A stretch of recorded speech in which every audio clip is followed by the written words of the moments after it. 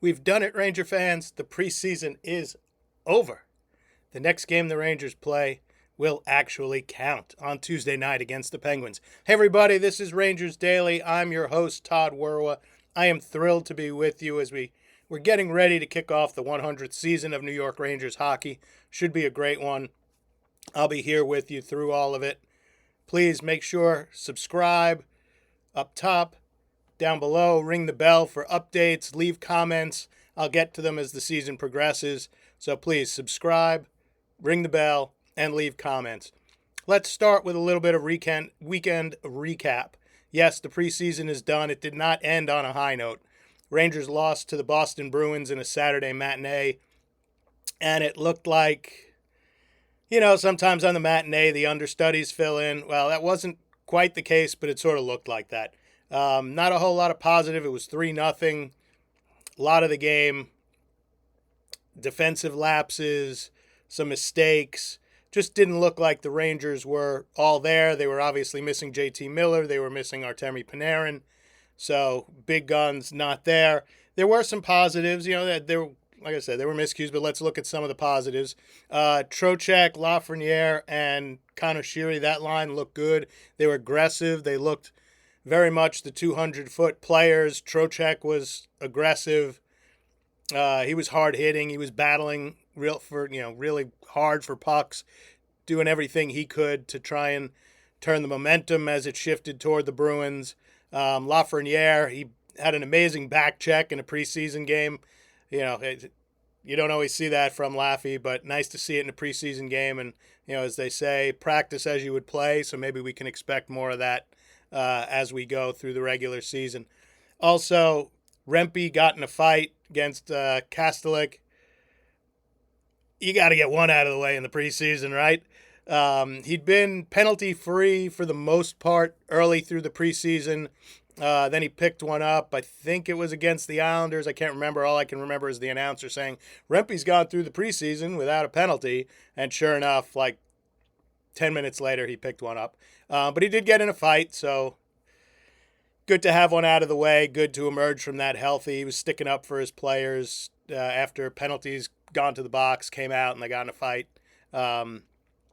So good to get one out of the way. Never, condone that sort of thing, but sometimes it's got to be done. And for Rempe, that's part of his game.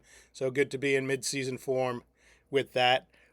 The team had off over the weekend on Sunday, a lot of team bonding. They're practicing on Monday at University of Rhode Island, I believe. And Brian Boyle mentioned on the telecast just how important it is for some of these team bonding trips. You think, right before the season, what do these guys need to know about each other? Why do they need to do some of these activities? And everybody does a whole, a different thing. Boyle was saying one time they went to Glenn Sather's house in Banff, out in Alberta. Another time they went to one of the other houses Glenn Sather has, and just everybody sort of comes together. You do team training games. They went to West Point once. He said, you learn bringing a rock up a hill, all sort of stuff. You learn, how to depend on and how to other players, how to communicate, and you make friends. You're going to spend so much time with these guys through 82 games. You don't have to be best friends, but at least you can understand each other and know how to communicate and know how to depend on, know that the other person's got your back and that you can depend on them. So they are valuable, and it's good Mike Sullivan is doing that with this team. It seems like they kind of know it. So the preseason ends 2-3-1.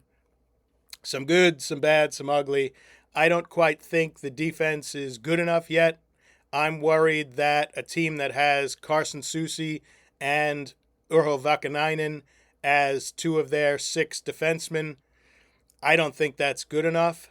I think they're going to have to bolster it. I don't know if it's getting Scott Morrow up from Hartford after a few games. I don't know if it's Matthew Robertson. I'm not really sure.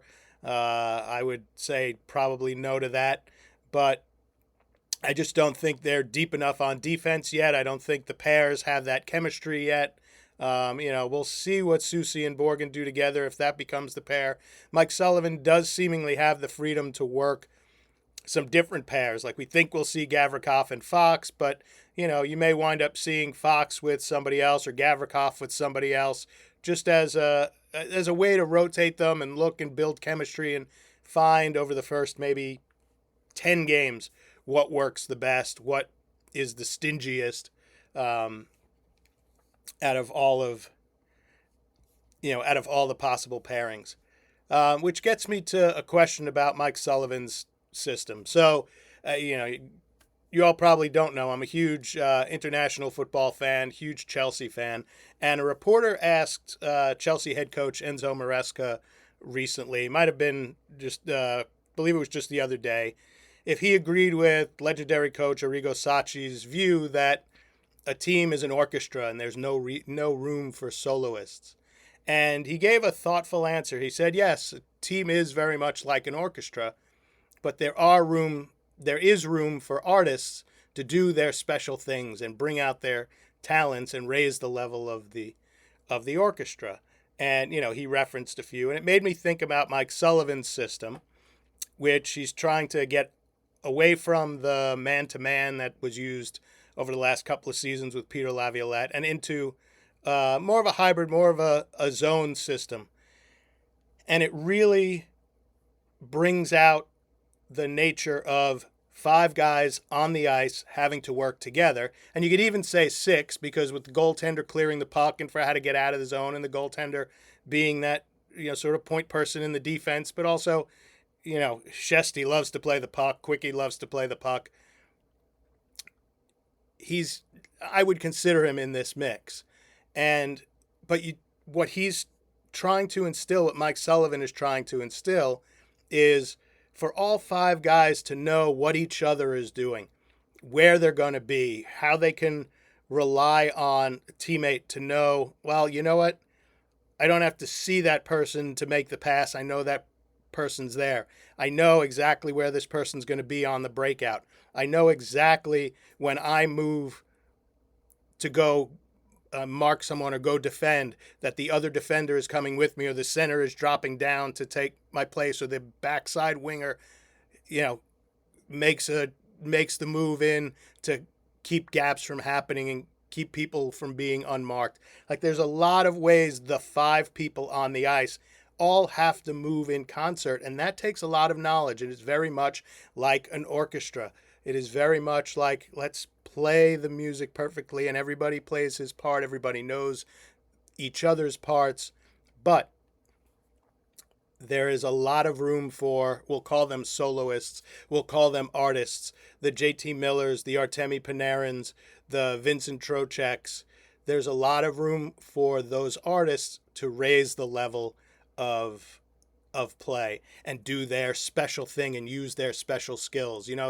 It would almost be like the first clarinet not being allowed to have a solo, and the first, second, and third clarinet all playing the same thing. That's just not the way it works to create the best orchestra and to create the best playing of music. That first chair clarinet will get the bold part and will have either little solos or will have a brighter part than the second chair and the third chair. And so that was an interesting way for me to look at what Mike Sullivan's trying to do, trying to really blend 5 guys moving together, all seemingly like tied to the music and tied together, but allowing the special skilled artists to do their thing and not feel reserved or constrained by a system.